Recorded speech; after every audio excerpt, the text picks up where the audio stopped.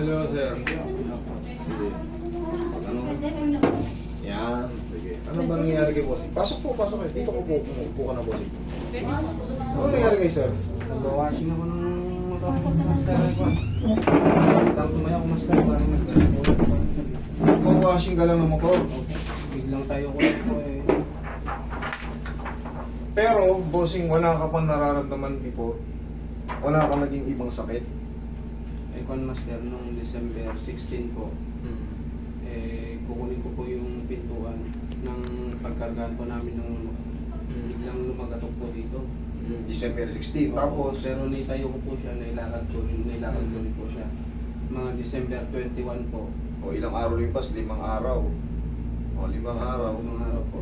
Tapos nung tatayo po ako, nag-washing ako ng motor. Pagkatayo ko po na gano'n, biglang sumakit po, parang nag-gano'n po. Tapos parang naipit yung Tignan mo, ugat po. December lang yan, December 16, nagsimula. Wala ka pang isang buwan, tingnan mo yung muscle ng legs mo. Tignan mo kung parang yan.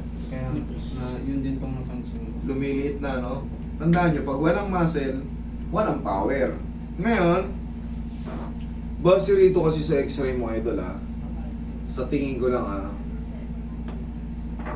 healthy pa siya. Itong patela, ito, sige, video nyo po. Ito ang medyo bumaba ng konti. Mukhang ito ang umipit. Nung pag-upo mo, hindi siya bumalik. Ito ang nakikita ko rito, Pero kasi x-ray lang to, pinakamahalaga sana, pinakamaganda. Kasi yung result, yung MRI sana. Ay, napicturean mo yun sa akin. Ayun, tingnan mo. Tingnan ko muna. Ayan natin, basahin natin.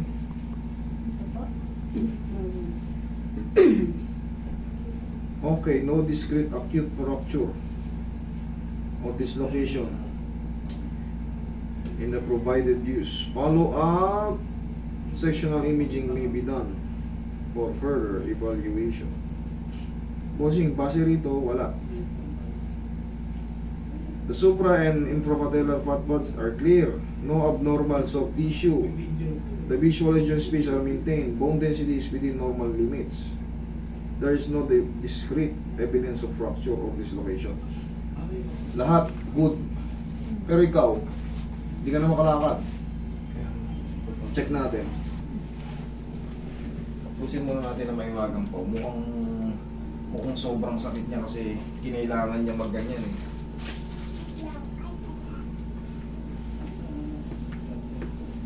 Pero itong nakikita kong nagbago itsura eh. Ito. Kaya nga po. Itong patela na to, gagalawin ko to para sumot siya sa tamang ano.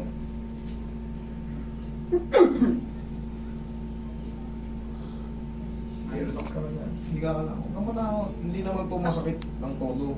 Ilagan ni Isabela pa po. From Ilagan ni Isabela Ilagan pa po. City Master. Layo.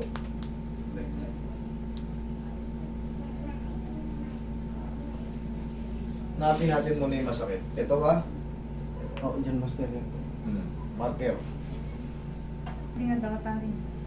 Dito sa kabila. Wala Master. Dito. Wala po. Dito. Wala po. Dito.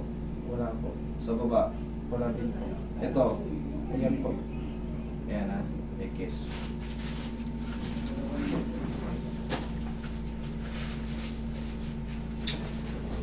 Relax lang muna. Lagdag.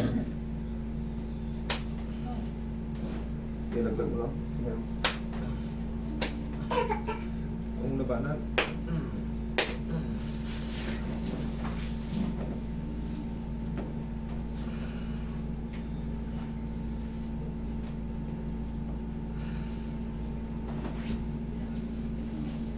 Okay, straight mo, idol.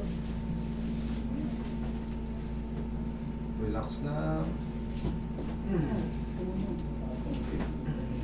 Kung wala labanan na. Sige lang po.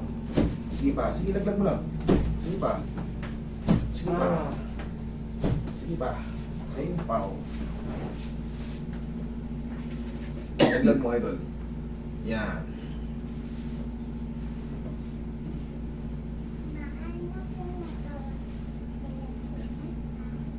Para mag-ibig kasi tata.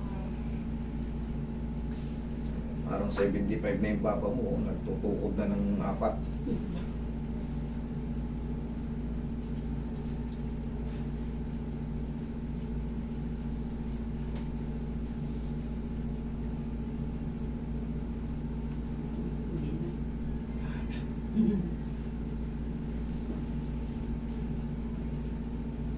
Yun yun.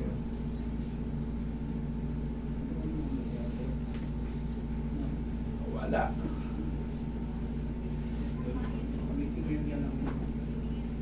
Tapos ito, syempre hindi ka agad ito makaka-recover. Buwan to.